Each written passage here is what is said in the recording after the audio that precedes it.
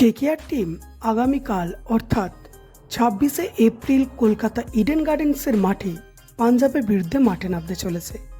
এবং KKR team তোমরা খুব ভালো করেই জানো এখন খুব ভালো জায়গায় আছে। 7টি ম্যাচে 5টি ম্যাচ জিতেছে এবং পয়েন্ট টেবিলে 2 নম্বরে আছে। মোটামুটি কেকেআরের প্লে অফে যাওয়ার চান্স খুব বেশি হাই। এবং কেকেআরের প্লেয়ারদের পারফরমেন্সের কথা বলা গেলে মিচেল স্টার্ক ছাড়া মোটামুটি সবাই ভালো পারফরমেন্স দেখাচ্ছে। ফিল সল্ট যাকে বলেছিলাম উইকেট কিপিং খুব একটা ভালো পারছে না, কিন্তু সত্যি বলতে আগের দিন ম্যাচে যা দেখিয়ে দিয়েছে ফিল সল্ট, তোমরা দেখতেই পেয়েছো যথেষ্ট ভালো পারফরমেন্স দেখিয়েছে ফিল সল্ট। তো ফিল সল্টকে নিয়ে আর কিছু কথা বলার নেই, কারণ আরসিবি ম্যাচে চূড়ান্ত আউট করেছে। তো আজকের ভিডিওতে পাঞ্জাব এবং কেকেআর টিম এই দুটো টিমের যদি তুলনা করা যায়, সেক্ষেত্রে দেখা যাবে দুটো টিমই একে অপরকে টক্কর দেওয়ার মতো টিম। তো আজকের ভিডিওতে আলোচনা করব পাঞ্জাবের কী দুর্বলতা আছে, কেকেআর টিমের কী দুর্বলতা আছে, কোন টিম এগিয়ে এবং অবশেষে কোন টিম শেষ হাসি হেসে ম্যাচটা জিতবে। সমস্ত কিছু নিয়ে আজকের এই ভিডিওতে বিস্তারিত আলোচনা করব। কিন্তু তার আগে তোমাদের কাছে একটাই রিকোয়েস্ট, তোমরা চ্যানেলে প্রথমবার হলে অবশ্যই চ্যানেলটিকে সাবস্ক্রাইব করে নিও।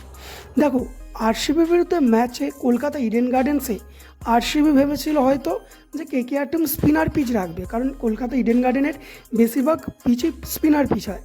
কিন্তু কলকাতা ম্যাচটাকে একটু ঘুরিয়ে দিয়ে স্পিনার পিচ না রেখে স্লো বোলিং পিচ রেখেছিল, যেখানে খুব একটা ফাস্ট বোলিং হচ্ছিল না এবং স্পিনার পিচও খুব একটা কাজ করছিল না। তো সেক্ষেত্রে এখন দেখার বিষয় পাঞ্জাবের বিরুদ্ধে পিচ কেমন হবে, এবং টসটা যেটা একটা ফ্যাক্টর হবে প্রতিটা টিমের পক্ষে। যে টিম প্রথম টস জিতবে, ব্যাট করবে, তাদেরই জেতার চান্স থাকে।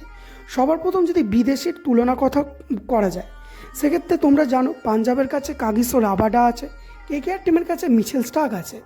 রাবাডাও যথেষ্ট ভালো বোলার, মিচেল স্টার্কও যথেষ্ট ভালো বোলার, কিন্তু এখন সমস্যার বিষয় এটাই, রাবাডা ফর্মে আছে, মোটামুটি ভালোই বল করছে, কিন্তু মিচেল স্টার্ক ফর্মে নেই।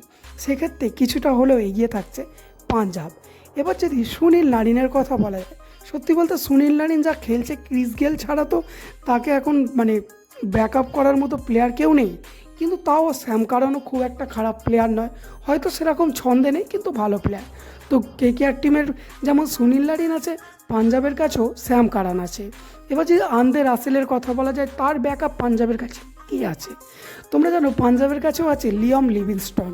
তো লিভিংস্টনকে তো খারাপ প্লেয়ার বলা যায় না, বলও ভালো করতে পারে, ব্যাটও ভালো বল করতে পারে, ঠিক আন্দ্রে রাসেলের বিকল্প বলতে পারো। তো সেক্ষেত্রেও পাঞ্জাব কিন্তু পিছিয়ে নয় কেকেআর টিমের কাছ থেকে। এবার যদি সেই কেকেআর টিমের দুর্ধর্ষ উইকেট কিপার ব্যাটসম্যান ফিল সল্টের কথা বলা যায়, সেক্ষেত্রেও পাঞ্জাবের কাছে কিন্তু তারও ব্যাকআপ আছে, অর্থাৎ জনি বেস্টো। তো পরিষ্কারভাবে বোঝা যাচ্ছে কেকেআর টিমেরও যেমন 4টে স্ট্রং বিদেশি আছে, পাঞ্জাবের কাছেও কিন্তু কেকেআর টিমের পুরো একদম হুবহু ব্যাকআপ বিদেশি কিন্তু আছে। সেক্ষেত্রে পাঞ্জাব কখনোই বিদেশি প্লেয়ারের দিক থেকে কেকেআর টিমের থেকে কিন্তু পিছিয়ে নয়। কিন্তু যদি পিছিয়ে বলা যায়, সেক্ষেত্রে কেকেআর টিমের থেকে পিছিয়ে আছে ভারতীয়। যদি ভারতীয় প্লেয়ারের তুলনা করা যায়, সেক্ষেত্রে অবশ্যই কেকেআর টিম এগিয়ে আছে, কারণ কেকেআর টিমের কাছে শ্রেয়াস আইয়ার, ভেঙ্কটেশ আইয়ার, রিঙ্কু সিং, বরুণ চক্রবর্তী, বৈভব আরোরা, হর্ষিত রানে, সুভাষ শর্মার মতো ভালো ভালো ভারতীয় প্লেয়ার আছে। সেক্ষেত্রে যদিও ভেঙ্কটেশ আইয়ার, শ্রেয়াস আইয়ার অতটাও ফর্মে নেই, কিন্তু রিঙ্কু সিং যথেষ্ট ভালো পারফরমেন্স করছে, হর্ষিত রানে যথেষ্ট ভালো পারফরমেন্স করছে, এবং সাথে সুভাষ শর্মা, বরুণ চক্রবর্তীরও পারফরমেন্স ভালো। তো সেক্ষেত্রে বোঝা যাচ্ছে পাঞ্জাবের থেকে কিছুটা হলেও ভারতীয় প্লেয়ারের দিকে এগিয়ে আছে কেকেআর টিম।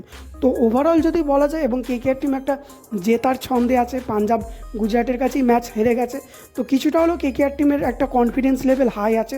তো ওভারঅল যদি বলা যায়, সেক্ষেত্রে আশা করা যায় কেকেআর টিমই পাঞ্জাবের বিরুদ্ধে ম্যাচটা জিতবে।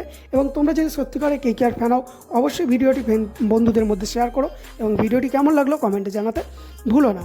আশা